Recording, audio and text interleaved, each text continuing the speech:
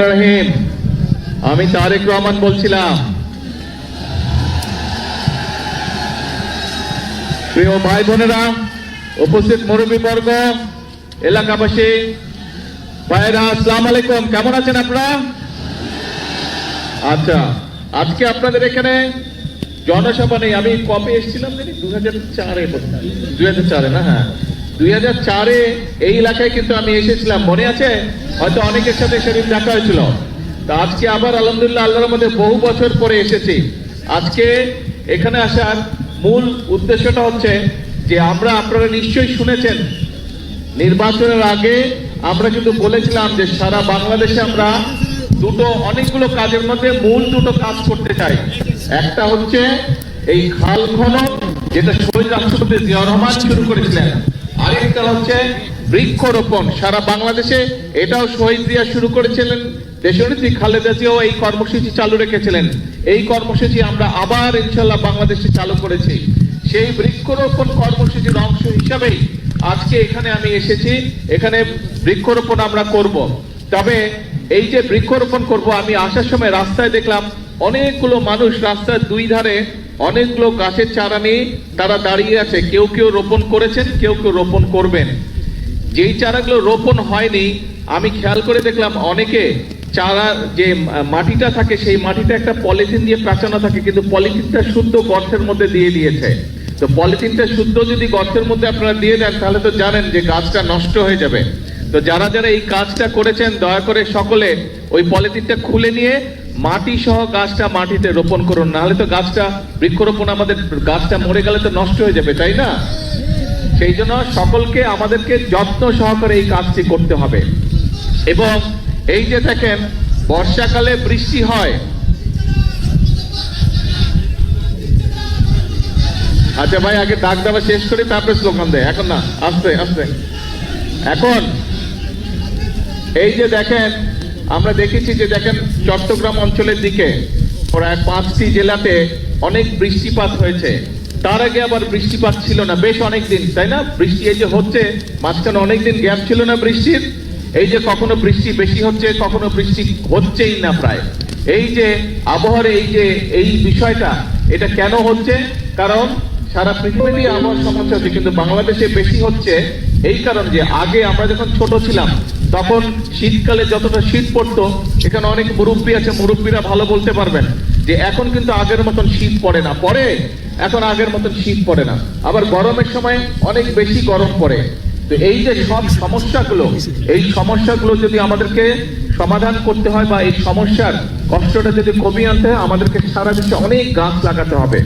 20 কোটি মানুষের দেশ, আমাদের যে পরিমাণ গাছ থাকা প্রয়োজন সেই পরিমাণ গাছ সারা বাংলাদেশে নেই।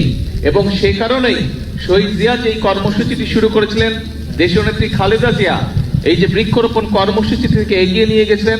আমরাও বর্তমানে বিএনপি দেশ পরিচালনার দায়িত্বে আছে, আমরা অনেকগুলো কর্মসূচির পাশাপাশি আমাদের এই কর্মসূচিটাকেও সারা দেশে আমরা এই কর্মসূচিটা চালু রাখতে চাই। এবং ইনশাআল্লাহ আগামী 5 বছরে আমাদের পরিকল্পনা হচ্ছে যে আমরা 25 কোটি গাছ, আমরা আগামী 5 বছরে সারা দেশে 25 কোটি গাছের চারা আমরা রোপণ করব।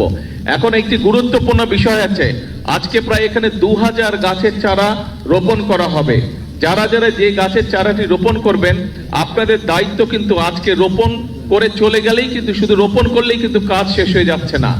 একটি শিশু যখন ভূমিষ্ঠ হয়, শিশুটা ভূমিষ্ঠ হলেই কিন্তু বাবা মায়ের কাজ শেষ হয়ে যায় না, বরং শিশুটা ভূমিষ্ঠ হবার পরে শিশুটাকে যত্ন সহকারে গড়ে তোলা, যত্ন সহকারে মানুষ করাই হচ্ছে সবচেয়ে আসল কাজ।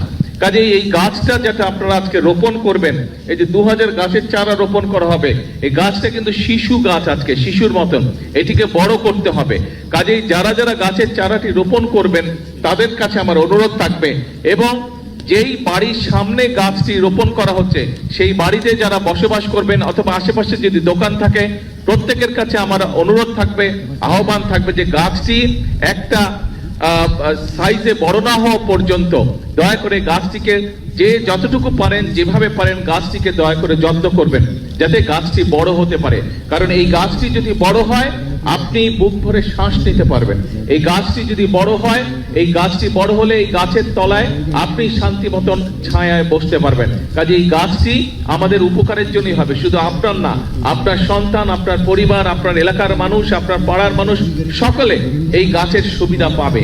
গাছটির গরমকালে যখন গাছটি বড় হবে, গরমকালে যখন বাতাস হবে গাছটিতে, এই সেই বাতাসের যে শান্তির স্পর্শ বাতাস সেটিও আপনি পাবেন। কাজেই আসুন, আমরা যদি আমাদের এলাকাটাকে সুন্দর করতে চাই, আমরা যদি আমাদের দেশটাকে সুন্দর করতে চাই, তাহলে অবশ্যই আমাদেরকে এই গাছের যত্ন নিতে হবে, বৃক্ষরোপণ করতে হবে। এই বৃক্ষটি বড় হলে যাতে এই বৃক্ষের সুবিধা সকলে পায়, প্রত্যেকটি মানুষ পায়, ওই বৃক্ষের আশেপাশে যারা বসবাস করেন প্রত্যেকটি মানুষ যাতে সেই বৃক্ষের সুবিধাটা পায়, আমাদেরকে সেটাই চেষ্টা করতে হবে। আসুন, আল্লাহর নাম নিয়ে বিসমিল্লাহ বলে আমি আমার চারাটি রোপণ করছি। যারা যারা এখনো রোপণ করেননি তাদেরকে অনুরোধ করব, কিন্তু মূল কথা হচ্ছে যে শুধু আজকে রোপণ করে চলে গেলেই হবে না, গাছটি যত্ন নিতে হবে যাতে গাছটি বড় হতে পারে। আপনি যেরকম সন্তানকে দেখেন বড় হতে, সন্তান যত বড় হয় আপনার বুকটা ভরে ওঠে আনন্দে, ঠিক এই গাছটি যারা যারা রোপণ করছেন বা গাছের যাদের দোকানপাট, বাসা বাড়ির আশেপাশে বা সামনে এই গাছের চারাটি রোপণ করার পরে গাছটি যখন বড় হবে, দেখবেন সন্তান বড় হওয়ার যে আনন্দ, ঠিক গাছটি যখন যত বড় হবে দেখবেন একই রকম আপনি আনন্দ পাবেন। আসুন, আল্লাহ দেওয়া এই নিয়ামত, এই আনন্দটি আমরা আজকে সকলে ভাগ করে নিই। 2500 গাছ রোপণ করা হবে। যারা 2500 গাছের চারা রোপণ করবেন তাদের সকলকে আমি অনুরোধ করব, আসুন সুন্দরভাবে আমরা চারাটি রোপণ করি। আমরা একসাথে আজকে 2500 চারা রোপণ করি। বৃক্ষরোপণ উপলক্ষে একটা সুন্দর স্লোগান আমরা তৈরি করেছি, বৃক্ষরোপণে সাজাই দেশ সবার আগে, বৃক্ষরোপণে জোরে, বৃক্ষরোপণে সবার আগে, বৃক্ষরোপণে সবার আগে। আসেন বিসমিল্লাহ বলে আমরা গাছের চারাটি রোপণ করি। প্রিয় ভাই বোনেরা, এই যে আমরা যে গাছের চারা রোপণ করলাম, আমি কিন্তু আপনাদের কাছে একটি অনুরোধ করেছি এবং আহ্বান করেছি, এই গাছের যত্ন নিতে হবে। এই গাছের যদি আমরা যত্ন নেই, গাছটি যখন বড় হবে তখন এটা কি অন্য দেশে বাতাস দিবে? অন্য দেশের মানুষকে বাতাস দিবে? কাকে বাতাস দিবে? এই এলাকার মানুষকে। এই গাছের সুফল, যেটা সুফল আছে সেটা কে ভোগ করবে? এইটা ভোগ করবে মানুষ, এই এলাকার মানুষ ভোগ করবে। আরেকটি বিষয় আপনাদের সকলকে আমি বলতে চাই, একটি বিষয়, এই দেশটির মালিক কারা? আমরাটা কারা? এই দেশের জনগণ। এখন যেহেতু আপনারা এই দেশের জনগণ, এই দেশের মালিক, আপনি যেই ঘরের মালিক, যেই ঘরে আপনি থাকেন, সেই ঘরের যত্ন কে করে? সেই ঘরটি যদি ময়লা হয়ে যায়, কোন একটি খুঁটি দুর্বল হয়ে যায়, তো সেটির যত্ন কে করে? ঠিকঠাক কে করে? ঘরের মালিক করে না? ঘরের মালিক করে। তো দেশটা যেহেতু আমাদের সকলের, এই দেশটার তো আমাদেরকে যত্ন করতে হবে। এই যে দেখেন খালটা, এই আমার সামনে ওইখানে একটা প্লাস্টিকের বোতল পড়ে আছে, তারপরে এখানে একটা প্লাস্টিকের বোতল পড়ে আছে।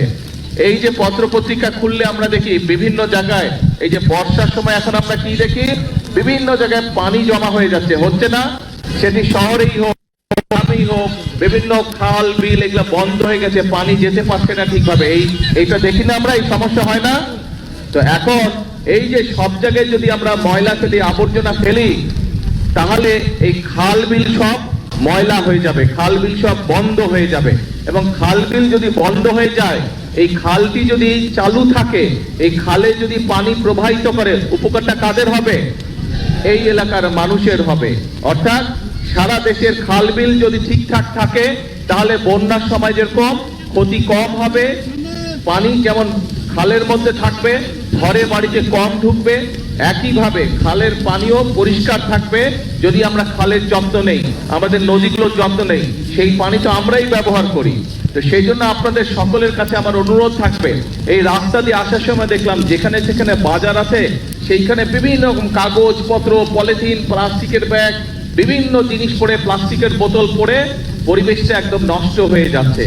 পরিবেশ যদি নষ্ট হয়ে যায় তাহলে ক্ষতিটা কার হবে বলেন তো? কারণ এই যে ঢাকা শহরে গেলে এই বিভিন্ন পরিবেশের কারণে ধোঁয়া, গাড়ির ধোঁয়া, ট্রাকের ধোঁয়া, ইঞ্জিনের ধোঁয়া, এই ময়লা মানুষের শ্বাস নিতে কষ্ট হয়। এই গ্রামে আসলে তাও কিছুটা ভালো লাগে, তাও কিছুটা বুক ভরে শ্বাস নেওয়া যায়, কিন্তু এই আবর্জনা দিয়ে যদি সব জায়গায় ভরে যায় তাহলে তো পুরো দেশের পরিবেশ নষ্ট হয়ে যাবে। তখন ছোট বড় সব মানুষের ক্ষতি হবে, শ্বাস নিতে কষ্ট হবে, শ্বাসজনিত বিভিন্ন রকম অসুখ বিসুখ হবে। আপনাদের সকলের কাছে আমার আহ্বান, এবং এখানে আজকে মিডিয়ার ভাইরা আছেন, ভাই বোনেরা আছেন, তাদের মাধ্যমে আমি সমগ্র দেশের মানুষকে অনুরোধ করব, আসুন আমরা চেষ্টা করি যেখানে সেখানে আবর্জনা যেন আমরা না ফেলি। আমাদের কোন একটা ব্যবহার্য জিনিস ব্যবহারের প্রয়োজনীয়তা ফুরিয়ে গেল, পানি খেলাম, পানির বোতলটা খালি হয়ে গেল, আমরা যেখানে সেখানে ফেলে দিই। কোনো একটা প্যাকেটে করে আমরা কিছু নিয়ে যাচ্ছি, জিনিসটা যখন বের করলাম প্যাকেটটার প্রয়োজনীয়তা ফুরিয়ে গেল, আমরা প্যাকেটটা যেখানে সেখানে ফেলে দিচ্ছি। এতে করে আমাদের পরিবেশটা নষ্ট হয়ে যাচ্ছে। পরিবেশটা নষ্ট হয়ে গেলে আলটিমেটলি ক্ষতিগ্রস্ত হচ্ছে আমরা, ক্ষতিগ্রস্ত হচ্ছে, পরবর্তীতে আমাদের সন্তানেরা ক্ষতিগ্রস্ত হবে। আসুন আমরা যদি নিজের ঘর নিজে পরিষ্কার না রাখি, নিজের দেশকে নিজে যদি ঠিক না করি, বাইরে থেকে তো কেউ এসে আমাদেরকে করে দিবে না। আমরা যখন ছবিতে দেখি, টেলিভিশনে বা অন্য জায়গায় যখন অন্য অন্য দেশের ছবি দেখি, আমরা মাঝে মাঝে বলি না, আহা ওদের রাস্তাঘাট কি পরিষ্কার, কি সুন্দর, বলি আমরা মাঝে মাঝে, মনের মধ্যে আসে না এই কথাটা? আসে এই কথাটা। কিন্তু ভাই ওদের দেশের রাস্তাঘাট তো ওরাই পরিষ্কার করে রাখে, এই অন্য জায়গা থেকে তো মানুষ গিয়ে করে না, তার দেশ সেই সুন্দর করে রাখে। আসুন না আমাদের দেশটাকে যদি সুন্দর করতে হয় তাহলে আমাদের সবাইকে চেষ্টা করতে হবে। আপনাদের বাড়িতে, একটা বাড়িতে যদি 5-7 জন মানুষ থাকে, আপনার পরিবারে তো 5-7 জন মানুষ থাকে না? এখন একজন মানুষ যদি সারাদিন বাড়ি পরিষ্কার করে আর বাকি 5-7 জন মিলে যদি সারাদিন ময়লা করে, ওই বাড়ি পরিষ্কার রাখা সম্ভব? ঘর পরিষ্কার গুছিয়ে রাখা সম্ভব? তো দেশটাও তো ঘরের মতনই। কয়েকজন যদি শুধু পরিষ্কার করে, এই যারা সরকারি যাদের দায়িত্ব পরিষ্কার, তারাই শুধু পরিষ্কার করে, সবাই মিলে যদি শুধু ময়লা করতে থাকে তাহলে তো পরিষ্কার রাখা সম্ভব হবে না। আমাদের সকলকে মিলে পরিষ্কার করতে হবে।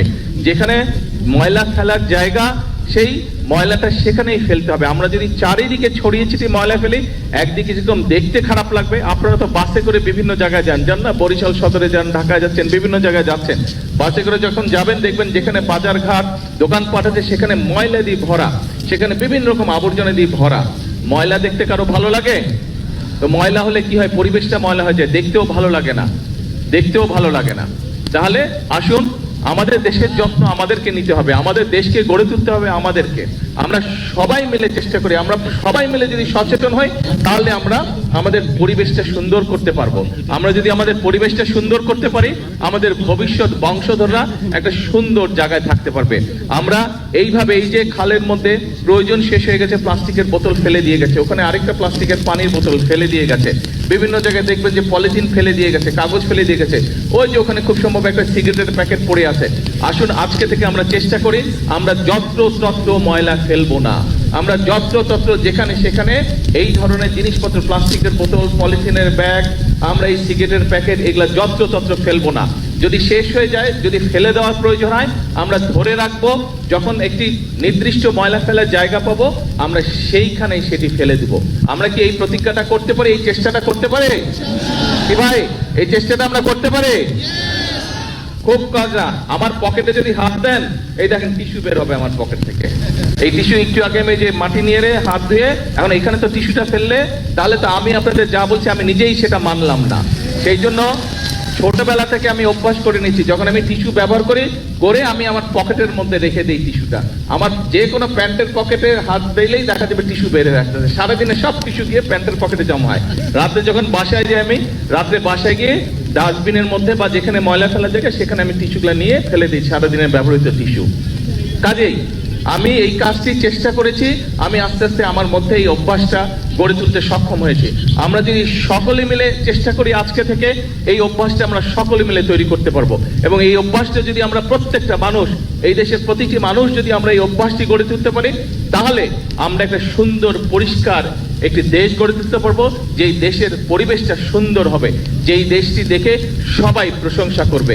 নিজের দেশের মানুষ যেমন প্রশংসা করবে, একইভাবে বিদেশ থেকে যারা আসবে তারাও বলবে যে বাংলাদেশ একটি পরিষ্কার দেশ, বাংলাদেশ একটি সুন্দর দেশ, বাংলাদেশের মানুষ তাদের নিজেদের দেশটাকে গুছিয়ে রেখেছে, পরিচ্ছন্ন করে রেখেছে।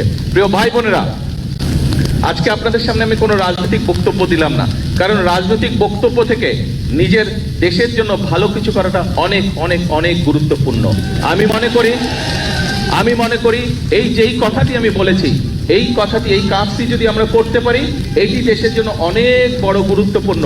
এটি দেশের জন্য বর্তমানে এবং ভবিষ্যতে বাংলাদেশের ভবিষ্যৎ প্রজন্মদের জন্য একটি সুন্দর সুস্থ দেশ গড়ে তুলতে আমাদেরকে সাহায্য করবে। আসুন আজকে এই বৃক্ষরোপণের দিনে, আজকের এই কর্মসূচির দিনে আমরা সকলে মিলে প্রতিজ্ঞা করি যে আমরা আমাদের স্ব অবস্থান থেকে প্রত্যেকটি মানুষ যতটুকু সম্ভব হবে আমরা চেষ্টা করব আমাদের আশেপাশের পরিবেশের প্রতি আমরা যত্ন নিব। আমরা চেষ্টা করব আমাদের আশেপাশের ঘর বাড়ি রাস্তাঘাট যতটুকু সম্ভব আমরা আমাদের অবস্থান থেকে আমরা চেষ্টা করব সেই পরিবেশটিকে রক্ষা করার জন্য, পরিবেশটিকে পরিষ্কার রাখার জন্য, পরিবেশটিকে সুন্দর রাখার জন্য। আপনাদের কাছে এই প্রত্যাশা রেখে আমার বক্তব্য শেষ করছি। আল্লাহ হাফেজ। বাংলাদেশ জিন্দাবাদ। বাংলাদেশ জাতীয়তাবাদী দল জিন্দাবাদ। আসসালামু আলাইকুম।